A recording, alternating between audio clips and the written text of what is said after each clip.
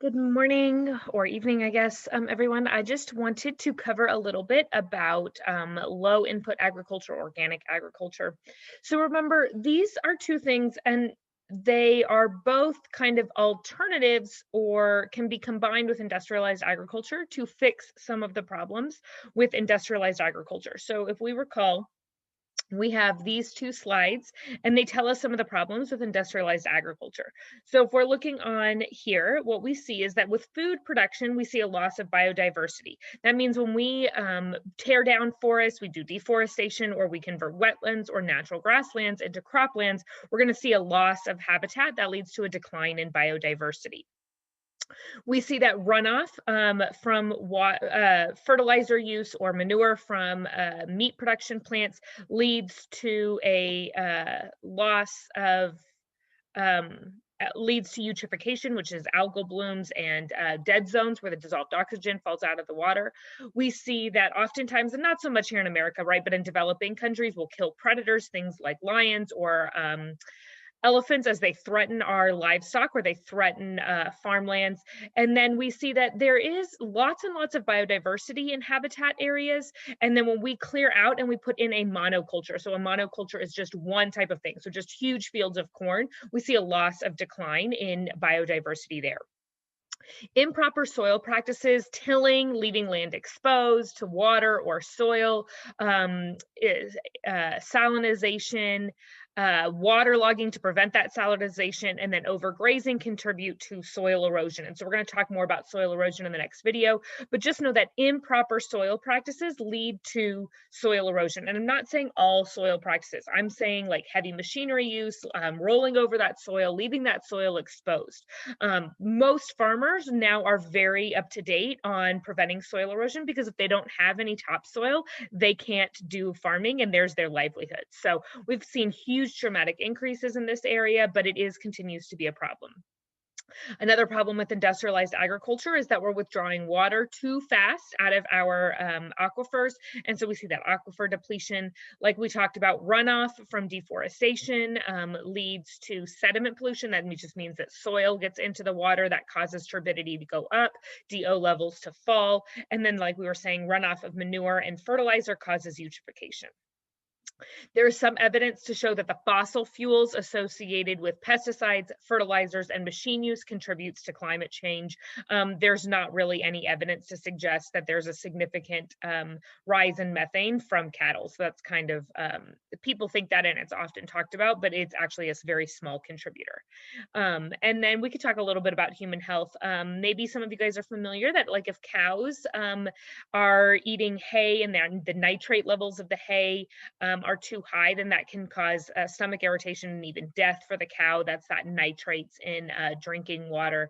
And what we see is that sometimes manure runs off into local drinking waters, and that's a problem. Although in the United States, very, very low chances of that happening. There is some noting of bacteria, things like E. coli or salmonella, from poor meat production methods, and that ends up either in the soil or ends up in the water, and ends up in food products. So what's kind of the alternative to this? Well, the first alternative is what we call sustainable agriculture. So in this way, this agriculture doesn't deplete the soil, doesn't pollute water, and it overall increases genetic diversity. This means that we're going to use what we call low put agriculture. So this is smaller amounts of pesticides, smaller amounts of fertilizer, less growth hormone. So for example, if you're going to talk to Miss Draper, she is going to they probably treat their cows for illness if they have an antibiotic that the cow is sick that they're going to use, but they're not going to inoculate the whole herd with antibiotic use in order to increase meat production. Okay, so we're going to decrease the use of growth hormones, decrease the use of antibiotics with cows, and decrease our overall fossil fuel use in order to grow our crops. And most of the time, this has to do with organic agriculture. So that means we're not going to use synthetic fertilizers, synthetic pesticides. And so, for example, they're going to rely on naturally occurring fertilizers, things like manure or compost, in order to increase crop yields. And so Chipotle is kind of leading the way. They employ a large number of farmers, and they are leading the way. And so we have just a short little video here on, let me just make sure that the sound is on here. So let me stop sharing just for a minute. Hi.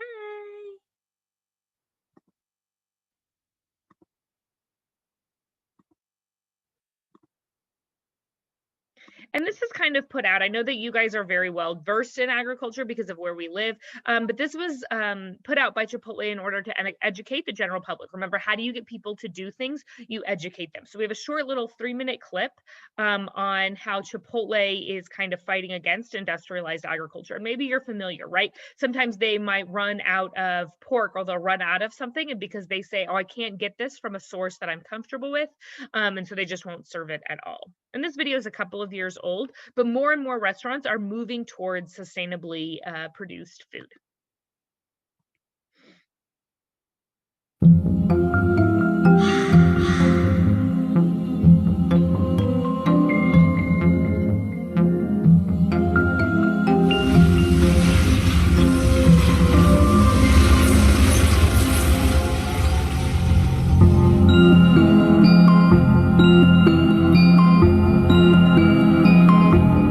Come with me and you'll be in a world of pure imagination. Take a look and you'll see into your imagination.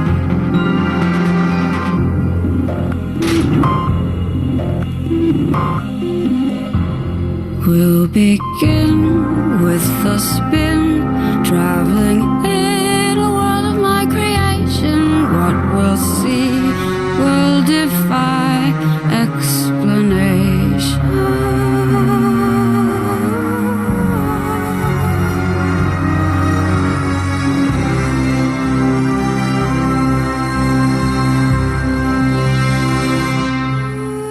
If you want to view paradise, simply look around and view it. Anything you want to, do it. Want to change the world, there's nothing to it.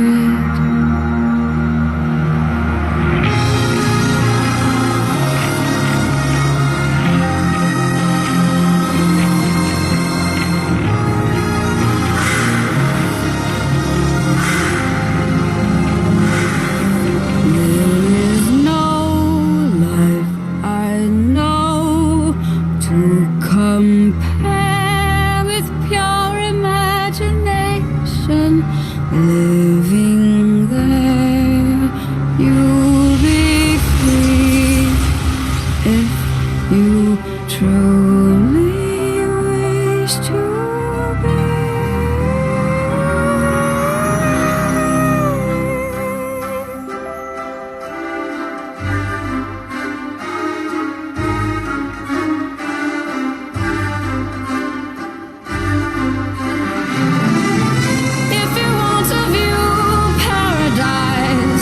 Simply look around and view it. Anything you want to, do it. Want to change the world, there's nothing to it.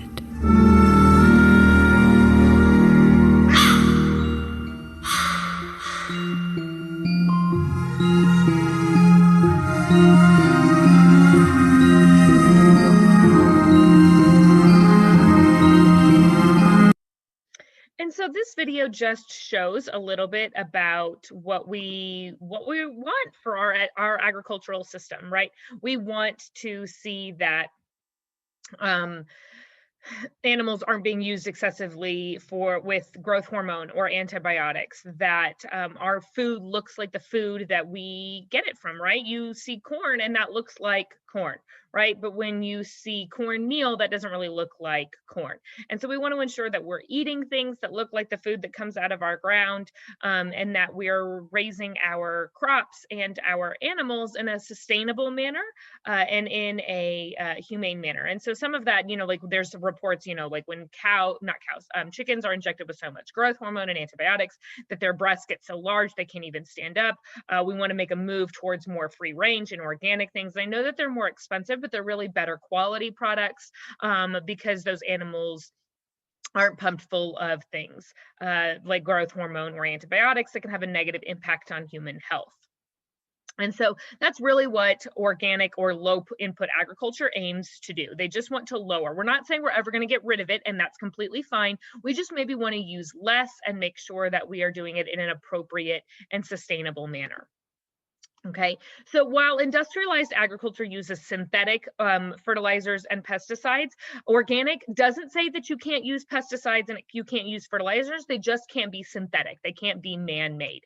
So for example, I want to make sure that you can see my face. We want to make sure that these things are naturally occurring. So that means that they can come from plants. That means that they can come from manure as long as the animal hasn't been fed non-organic feed. And so this emphasizes a reduction in synthetic pesticides and synthetic fertilizers. There's no use of GMOs. There's absolutely nothing wrong with GMOs. They've increased our food production, most often seen in soy and corn. When you go buy like a cucumber at the grocery store, it's probably not a GMO. Some tomatoes are, but most corn, most soy are GMOs. So GMOs are not allowed in organic produce. We see that industrialized agriculture depends heavily on fossil fuels, well, as we're trying to reduce our fossil fuel consumption here in organic. However, that's not realistic, right? Your tractor's not going to run on wind energy. So that one's kind of a little bit far-fetched, but we want to see that we are maybe using less pesticides, less fertilizer, less fossil fuels. The big thing with organic is it should be locally and regionally located. So it doesn't really do us any good if we're pumping in, let's say, organic produce from California and we live here in Colorado, because the fossil fuels associated with that transportation kind of offsets any benefit. So it's really better to eat locally. That means that we're going to orchard farms or going to nearby farms and we're buying our produce, because that's going to be a lot better in terms of fossil fuel use. Obviously, no antibiotics, no growth hormones in raising their beef or their chicken. We're using more crop rotation and other types of pest control methods instead of pesticides. And we're using organic fertilizers like animal manure, compost, but not sewer sludge. Oftentimes we take things out of the sewer that we're going to learn about next semester, and we put that on our crops. And that's not appropriate in organic farming. So I think this should be mostly it. Here again, we have another picture that tells us we want to emphasize agricultural ecosystems instead of a single crop. So we're going to grow lots of different types of crops and animals. Most farms now either grow one type of crop or they raise one type of animal, but we really want to see a move back to that type of farming where we have plants and animals together. We improve soil fertility by adding organic matter using legume-based nitrogen fixation so that we're not using fertilizers, increased biodiversity, so lots of intercropping that we'll talk about in the next video, enhanced soil erosion through crop rotation, multiple cropping, and agroforestry, and we'll talk about that in the next picture or next video. So make sure that you watch that, but this is kind of an overarching view of sustainable agriculture and organic agriculture. So this is stuff that you're going to put in your organic agriculture flap. And with that, I'll be done, and stay tuned for video 2.